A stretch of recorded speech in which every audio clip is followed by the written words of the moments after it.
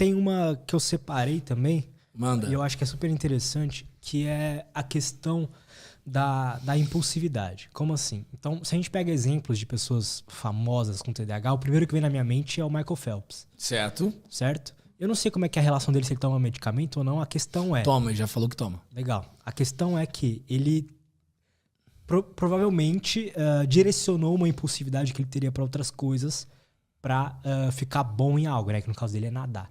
Como é que você vê isso? Como é que a gente pode direcionar se uma impulsividade, que às vezes uma pessoa com TDAH tem essa impulsividade mais elevada, como é que pode mandar isso para outro lugar, sabe? Isso aí é boa pergunta. Tem duas coisas sobre o Michael Phelps, né? Tem uma... A primeira é que o Michael Phelps ele toma medicação. Tem entrevista dele falando sobre isso, né? Pelo menos ele tomou por um período. Tem entrevistas dele que falam sobre isso. E tem uma outra que eu gosto muito. Será que não cai no doping, não? Não sei se agora ele toma, mas eu sei que ele tomou. Pelo menos da fase escolar, assim, eu sei que ele tomou. Não peguei, não fiquei atento ao momento que ele tomou, mas ele tomou. E tem uma que eu gosto muito também, que ele falou que ele começou a separar o dia dele em pequenos quadradinhos de 15 minutos. Que era o momento que ele conseguia se manter focado fazendo uma atividade.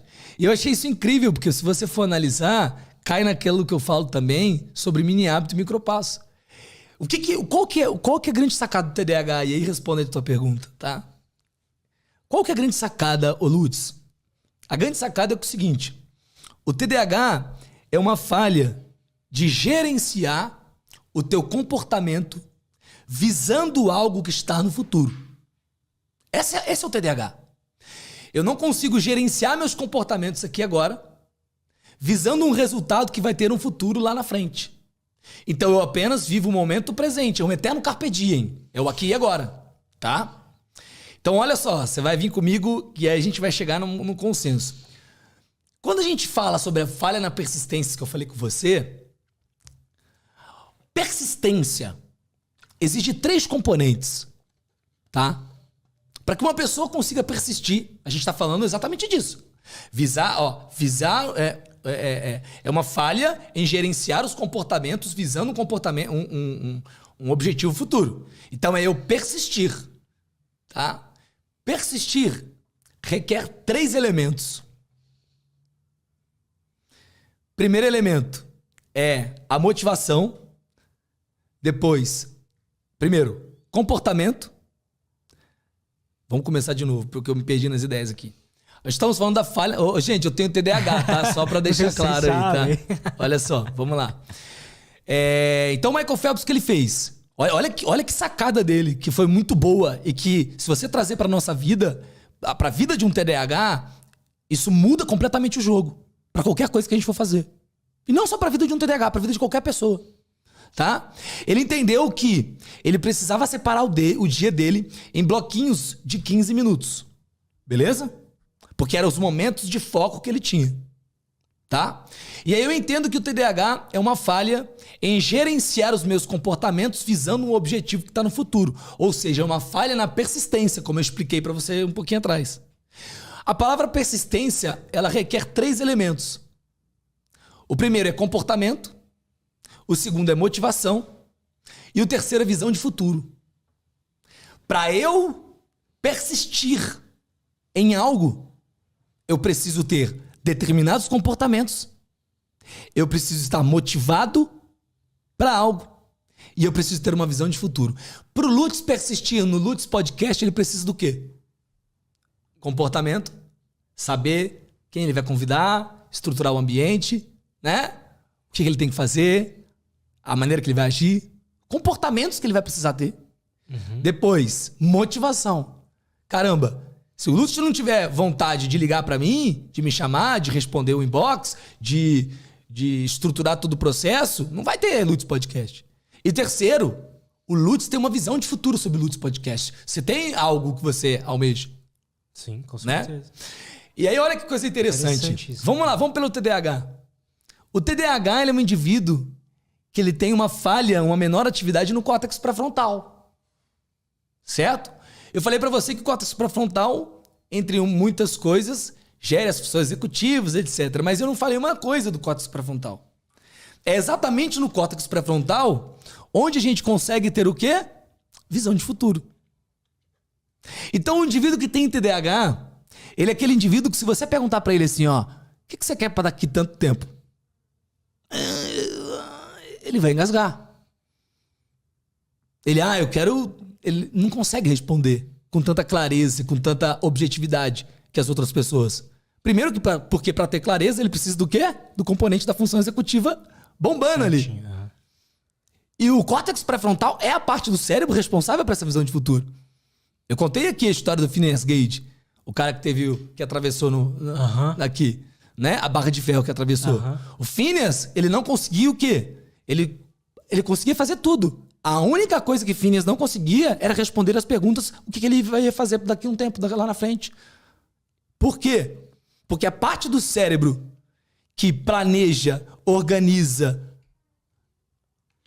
visualiza algo para o futuro distante é o córtex pré-frontal. E aí o indivíduo com TDAH ele tem essa dificuldade. E além de ter essa dificuldade, ele tem dificuldade em gerenciar as ações dele para esse futuro distante. Então preste atenção. O que Michael Phelps fez? É como se ele tivesse pegado o dia dele todo e pegasse o dia dele como se fosse um filme. Pega um filme inteiro do dia. Agora pega o filme e separa em diversos frames do dia. E no lugar dele olhar pro filme inteiro, ele começou a olhar frame por frame, frame por frame, frame por frame, frame por frame.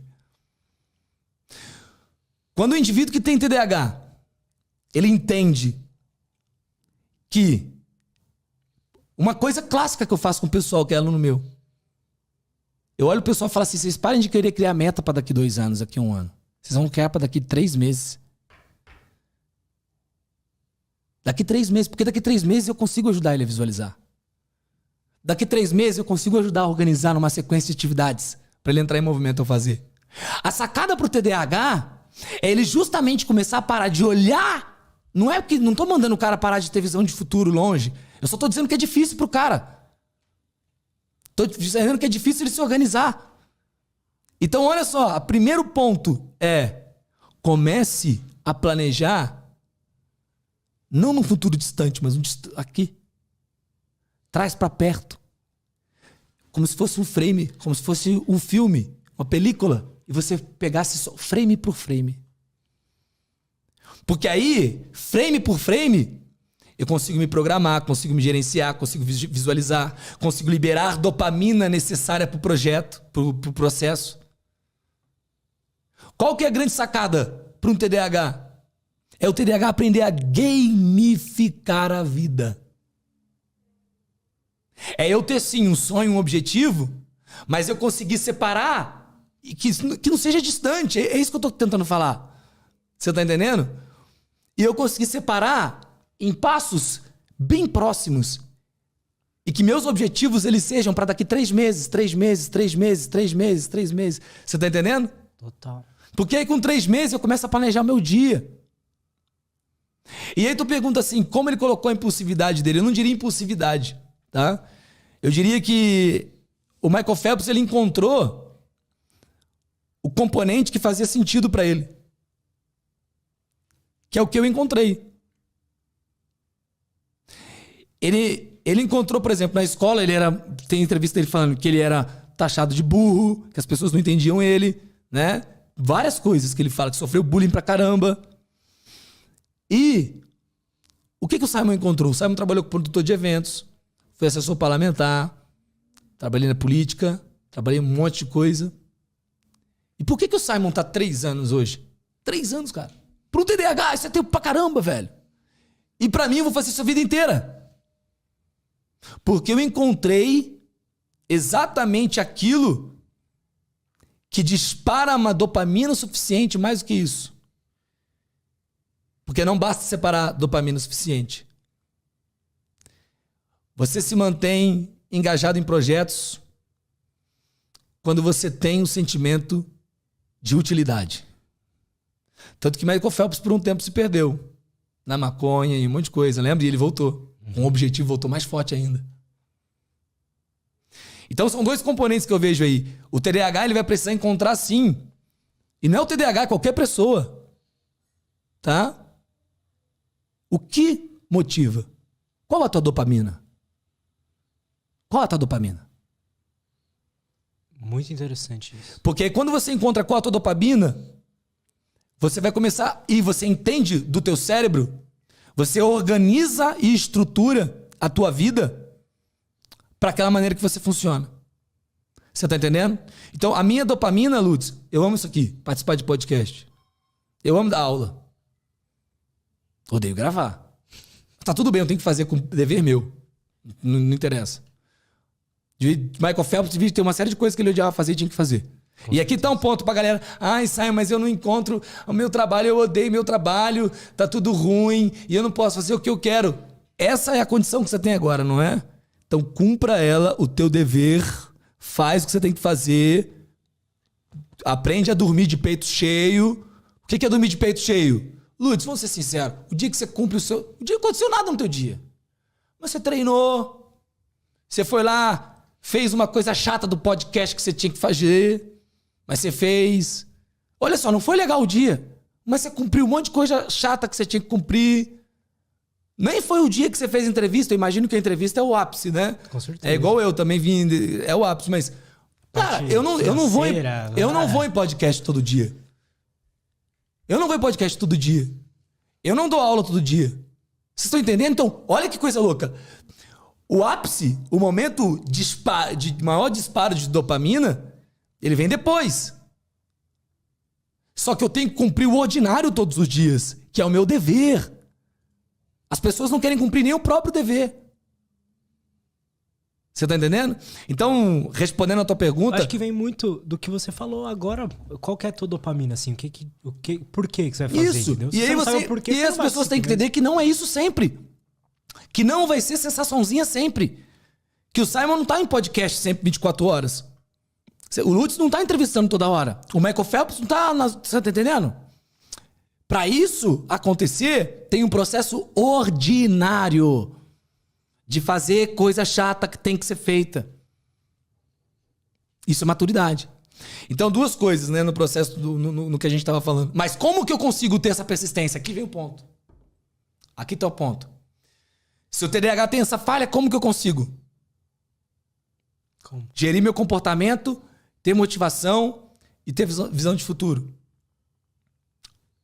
Cumprindo esses 3 elementos. O TDAH, ele quer persistir, só que ele não entende que para ter persistência ele tem que aqui, ó, cumprir esses 3 elementos. São esses 3 elementos que significam persistir em algo. E quando você persiste em algo, você está resistindo a todo o resto. Então, olha só, aqui tá a pergunta. Quais são os comportamentos que você precisa adquirir na tua vida? E aí entra a mudança de estilo de vida que a gente conversou aqui pra caramba. Quais são os comportamentos? Força física? Sono, alimentação? Não sei. Quais são os comportamentos que você precisa cumprir? Depois, motivação, né? Porra, o que me libera dopamina? O que faz sentido pra mim? Gostou desse corte? Espero que sim. Se você quer receber mais conteúdo sobre desenvolvimento pessoal, saúde mental e autoconhecimento, não esquece de se inscrever aqui no canal, beleza? Valeu, até a próxima e tchau!